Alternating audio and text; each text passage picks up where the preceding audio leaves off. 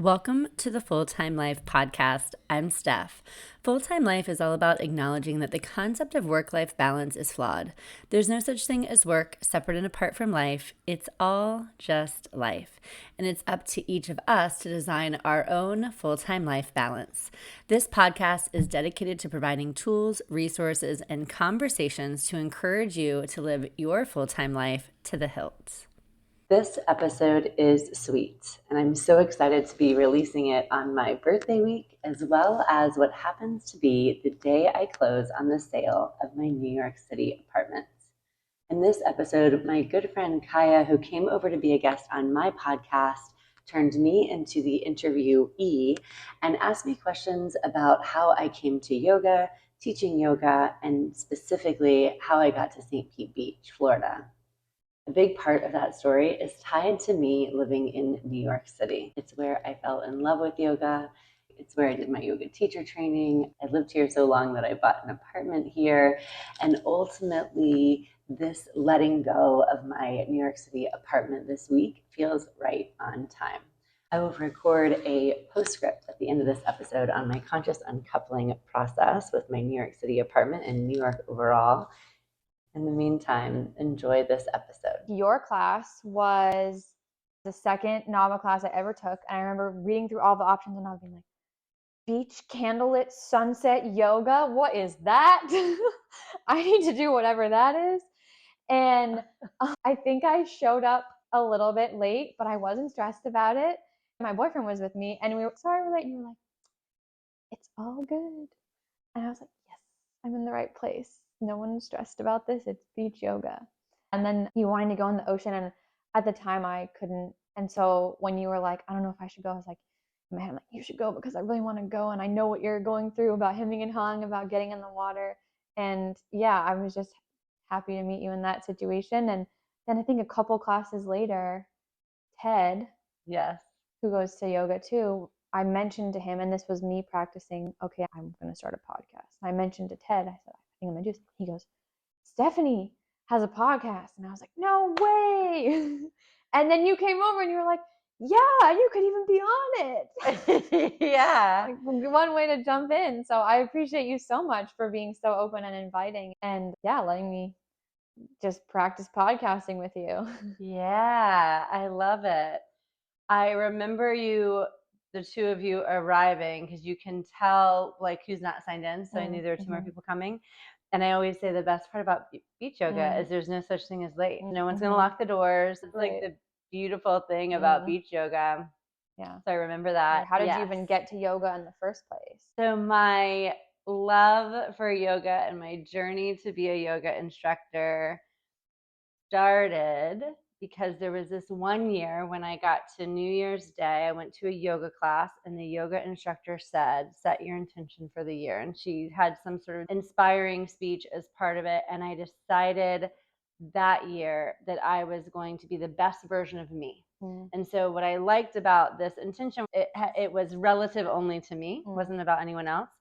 So I went to this yoga class and I said, I'm going to be the best version of me. And then you have to ask yourself, what does that even look like? And what does that even mean? And I decided that for that year, I would commit to doing something to be the best version of me for 21 days with this idea of it takes 21 days to form a habit. And I started by just saying, I'll do the next 21 days of yoga. And I didn't have a daily practice at the time. It was just something I thought would be cool to do for New Year's Day. Right. And it really started, I joined a yoga studio in New York that became my yoga studio. I ended up going to my very first yoga retreat a month later. It set me down this path of yoga is who I am now. And I went on this yoga retreat in Tulum and that was amazing. And eventually I got to the point where I wanted to grow my practice. And I thought by going to yoga teacher training, it was like a retreat on steroids. That's how I viewed it. I could really get better at yoga, even though I didn't really want to be a yoga teacher. And then when I graduated from yoga teacher training, I thought, now I feel responsible to share this. So I went in just like for my own selfish desires. No problem with that. And then I started teaching yoga in my building. And I taught in my building and one other building on the weekends, a donation-based class. it carried on for close to 5 years. And when the pandemic happened, I moved it to Zoom. And then I relocated to be near family in Florida. And I could actually go in studio to classes. So I was going to Nava in studio, and then I would teach my class on Saturday. And I could feel like it was time to shift. I wanted to be back in person teaching. And I emailed Nava and asked if they needed any instructors. And the class they had to offer was the Saturday 10 a.m. class, which was the exact class I taught in New York. And so it was like synchronicities, it's meant to be. And then eventually a beach class opened up. So that's how I ended up at Nava. You said something that I want to know more about, which is before you took the teacher training, you said you felt this desire to, I think you said, grow your practice. Yeah. What does that mean to you? What led you to that idea of grow your practice? To be honest, I always wanted to do a handstand. I always wanted to do the tricks. Yes. And by going to yoga class every day, I was able to follow along. And that's one way to grow your practice, is to keep doing it, and you get better at all of it. And I thought, or I could supercharge rather than going to 4 classes a week. I could spend like all weekend in the yoga studio. So it was more to get better at yoga. Right, to have a vehicle for doing it more often. Yes, right? Yes, vehicle for doing it more often, so I could get better at it. And what I realized during the yoga teacher training is what I learned was how to feel alignment in your body while you're doing the poses. And one of the instructors, his background was in Iyengar yoga, which is very alignment based. So everything was breaking down how it's supposed to feel in your body, and you would use props. And one of the biggest takeaways from yoga teacher training was how to use props to be more in the pose. And I stopped viewing props as a crutch and more as a way to experience it better at any point. So I thought I was going to go and get better at handstands and tricks. And what I got better at was using props. Nice. I love that. Unexpected things that show us the real truth of what we actually need. Right? This is before you started teaching at Nava. You ended up in St. Pete. So what brought you from New York down to Florida and then led you to stay? I lived by myself in New York. I had an on again, off again relationship with a boyfriend for a long time, and it's in January of 2020 it ended. I was seeing a therapist, so I wanted to like break the cycle. I was in a place where I have to stop. If I want to move on from this, I have to stop doing what I'm doing. That was January. The pandemic happened in March. I was living by myself. One way to change things up. And I was working from home at this time. I used to travel a lot for work. And this is really important. My desk faced a wall.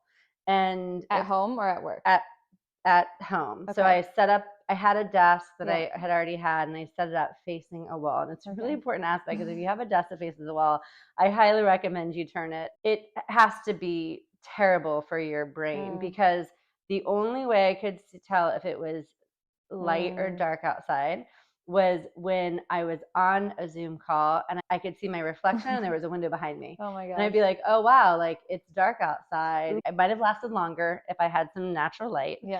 But I was we did all the fun stuff. Like I definitely honored all the rules of being in the epicenter. I didn't see any of my friends, even though they lived down the street. We did the fun Zoom happy hours. Yeah, I remember all that stuff. It's cute for a little bit, and then it's annoying. My breaking point was still staring at a screen right now. Yeah, I've been staring at a screen all day, and I'm still staring at a screen to have some sort of semblance of human interaction. And then it's not the same. No. You don't actually feel that connection. So one of my girlfriends organized a Zoom dinner party with a sommelier. And it was all couples and me. The sommelier was based out of New York. We all got the wine dropped off to our apartments, and we paid a fee, and we prepared our own food. And it was this Zoom dinner party, again, early COVID. I felt a little certain way going into it. I may be wearing thin on this whole idea. But I got on, and I was like an immediate no to everything. So first of all, I was like, my first thought was, these people live down the street from me. Figuratively, it's New York. Yeah, yeah. And I don't want to be here. I want to be in their living room. That was the first thing. Like I just hit my breaking point. The second thing is I was the only person that was by myself. Okay. And I can't explain it, but it was very palpable. I was like 3 couples and me. And I was like, aha, like it's different for them. That's all I could think is it's different for them. Isolation is you're having true isolation. Like that, there's so many studies coming out now about what happened during the pandemic and like the mental health tolls, and like humans were not meant to be isolated. And for people living alone like you were, I'm sure that's entirely different. Yes, everyone has their stories of couples breaking up or chaos abounding because of whatever was going on, but that doesn't, like, there was just, everyone was struggling in their own way, and solitary confinement is a punishment. Typically, in prisons.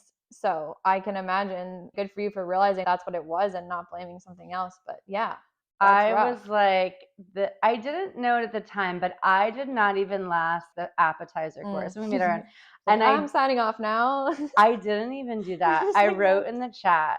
I will say I was projecting my bad attitude from the beginning. Like the sommelier would ask questions. You were just not having it. And I was like, and I do this for a living. Like I drive engagement on video calls at my work, but I just wrote in the chat and I closed my computer. I'm just not feeling it. The next morning, one of my best friends who was on that call, she and her husband live in Fort Lauderdale. She called me and she had an intervention with me. And she said, it's time for you to go. And I was like, go where? Where am I going to go? My mind was, this is going to be over soon, but I don't really like how I'm feeling. But my mind could not expand that there was somewhere I could go. And she was like, what do you mean where you're going to go? You're going to pack a bag. You're going to fly to Florida where all of your family lives. And you're just going to go for a little bit. And I was like, a little part of me was, I think it's just a little bit longer, but she was in healthcare and she was like, it's not a little bit longer. Yep, she knew. And it clicked all at once. I immediately called my sister who lived in Dallas. And this is what's interesting also about the brain, is that I said, I think it's time for me to go. And do you want to meet me and rent an Airbnb in your mom and dad's? And she said, I've been asking you for a couple weeks now. And I did not even hear. I was like, I don't remember you asking me. Whoa, that's trippy. Yeah. I was so fixated. I can do this. I can make the most of it. I can I'm going to be independent and do it myself and it's okay and I don't need anybody, right? There's that thing that happens sometimes. And there's a challenge and I was built for a challenge and I'm going to win. Yeah, I feel you. School. Yeah. And so that was the weirdest thing, is because she said, I've been asking you. And I was like, wow, like I haven't heard you ask me, but I'm sure you did. I wasn't ready to receive. Yeah. So I packed a suitcase. I took a flight. My sister met me. We quarantined for 2 weeks. We had a rental place for a month on the beach. And we were serious about it. My parents were like, you got to come over for dinner. And we were like, nope, not until the 2 weeks is up. Then the next 2 weeks went by in a flash, because now it's like fresh air and family. And I was like, well, I can't go back. And so I just kept lingering longer, never went back. And this is a longer story, but we ended up, because I just wanted to keep renting the Airbnb, my sister Amanda, I was like, will you go in on another month with me? And she was like, we could, but we could just buy a place, fix it up.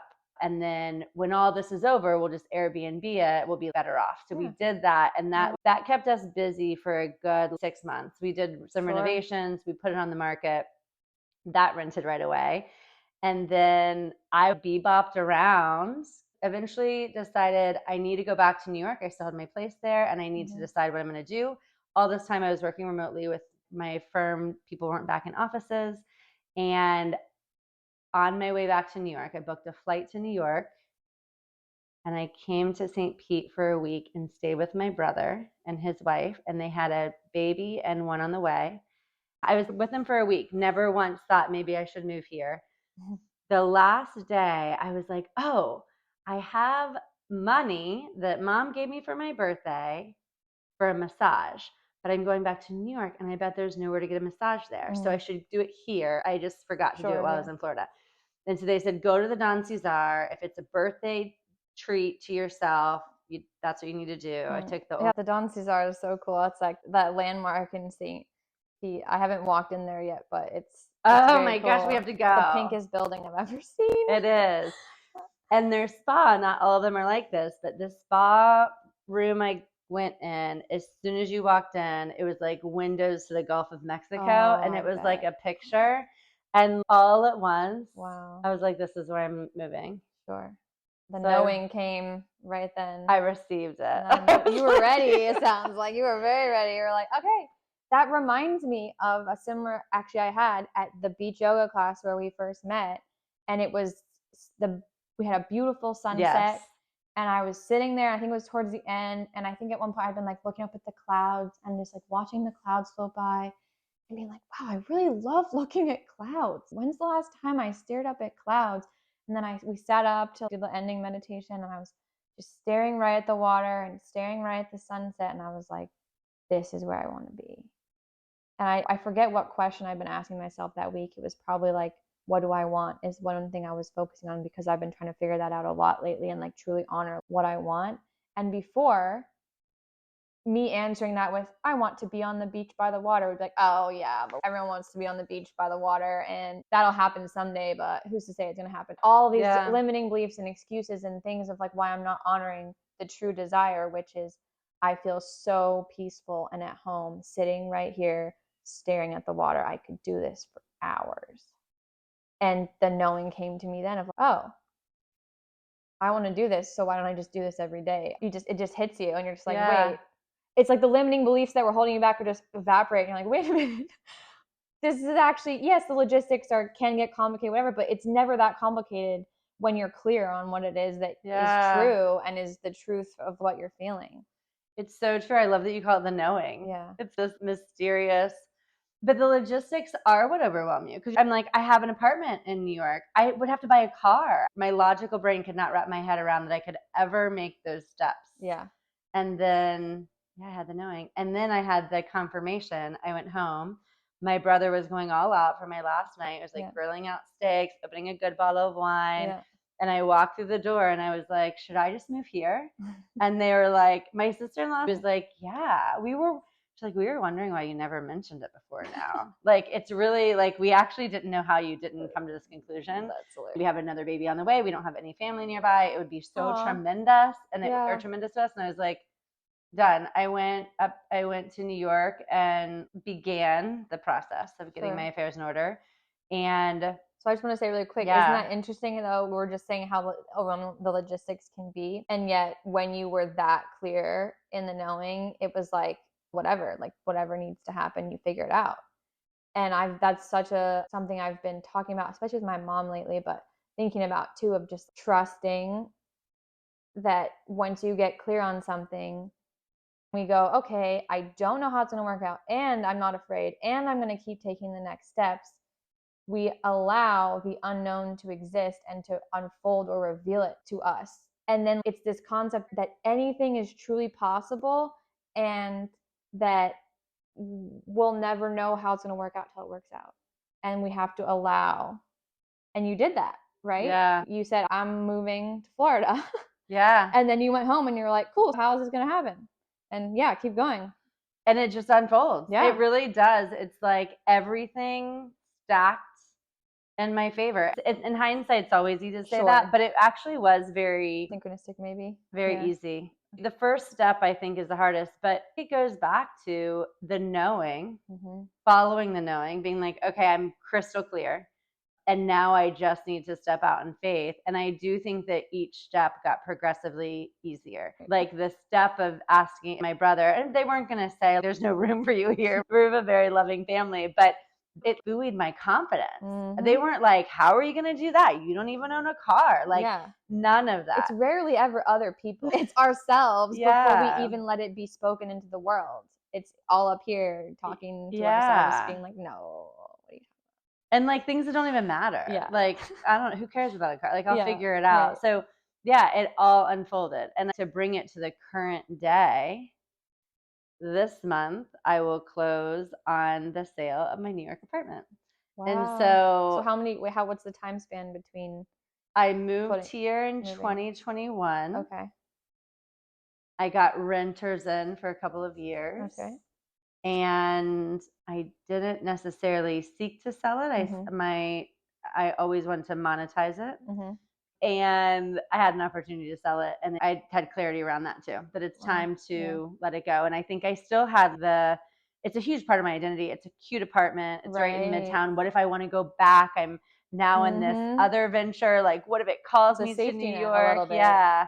And it's so hard to buy in New York to begin with. But when I took that into a meditation, it was like, then if you want to go back to New York, you just go back to New York. Right, just the way you got to Florida. Yeah. It's not new that principle deep. We can apply now. Yeah. It's a full circle moment. This is where I transition from the recording of the podcast in my apartment in St. Pete Beach to a little postscript from my apartment in New York. The sound is a little echoey because the apartment is completely empty, but I wanted to make sure that I marked this full circle moment with a little bit of letting go. Enjoy. I did a program on conscious uncoupling many years ago, and my takeaway is that you can consciously uncouple from just about anything. Internalize the process to be the first step is to express gratitude for what something was. Second step is to acknowledge that you need to change the dynamic of that relationship. And the third step is to ultimately let go, whatever that means in terms of communication, rituals, exercises, however you need to ultimately let go. When I decided to relocate and move full-time to Florida, that's where most of my conscious uncoupling practice came from. But selling my New York apartment represents the final piece of the puzzle of the conscious uncoupling. I am so grateful for my time in New York, for the way it expanded, the way I think, for the tremendous number of opportunities that it presented for itself, not just buying this apartment, but I ran the New York City Marathon. I got my yoga teacher training. I taught yoga on the rooftop of this building, and I made the most amazing and magnetic connections and friends. And for that, I am so grateful. I can acknowledge now that it no longer serves me, having this apartment or otherwise. I have my core set of values, my authentic code if you're in the TBM world. And those are things like freedom, ease, magnetism, flow, glow, which represents all things wellness, and connection. When I did a meditation this morning, I did the letting go deep imagining from TBM. I realized that this apartment no longer serves that authentic code anymore. I can truly let go, knowing that once upon a time it did, and it just doesn't anymore. I'm so grateful for the time I spent here. I moved in 2013. I lived here until 2020, so something like 7 years in the apartment and 11 years owning it. It was tremendous. Now it's time to let go. I'm going to take you on a little mini tour in case you're interested. My final piece of letting go. I hope that in sharing this letting go, that it gives you a taste how sweet letting go can actually be. If you happen to be listening to this episode and want to watch and follow along on video, you can find the video on Spotify, Substack, or YouTube at Full Time Life. This is episode 15. Enjoy my little mini tour. This is truly my favorite spot in the apartment. I actually redid the kitchen. I renovated the kitchen a couple years after I moved in. There used to be a door here and an old radiator there. That is a radiator, so sitting on top of it is really nice and warm in the winter. My open shelf kitchen, that was my own vision, mostly so I could get all this awesome light into the apartment. So there is one tiny little area for a fridge to go. I was able to find one that fit perfectly. I loved this Italian stove, gas stove. And this is the sunniest spot in the morning. It's hard to see, but a little view of the United Nations from the kitchen window. So sweet, such a little cutie. This was the living room, all original floors. I had not just one closet, I had a hall closet, a little mini pocket closet. How adorable. And then 2 closets in the bedroom. This, in New York standards, is enormous amount of closet space. This was the bedroom, the radiator. I had a little view of Tudor City Greens Park and the East River. Yeah. That blue mind, that being in, on, near, or under water is so good for you. The quintessential brick wall. But if you really crane your view here, you can see that East River again. And finally, the bathroom. I painted these walls a great poppy color. I redid the lights, but everything else is all original. This is my favorite part. The square tile. Ooh, so good. So good. So cute. I am so grateful. And it is no longer aligned with where I'm going next. Let's change the dynamic. Goodbye, New York. Goodbye, New York City apartments. You were so good to me while it lasted.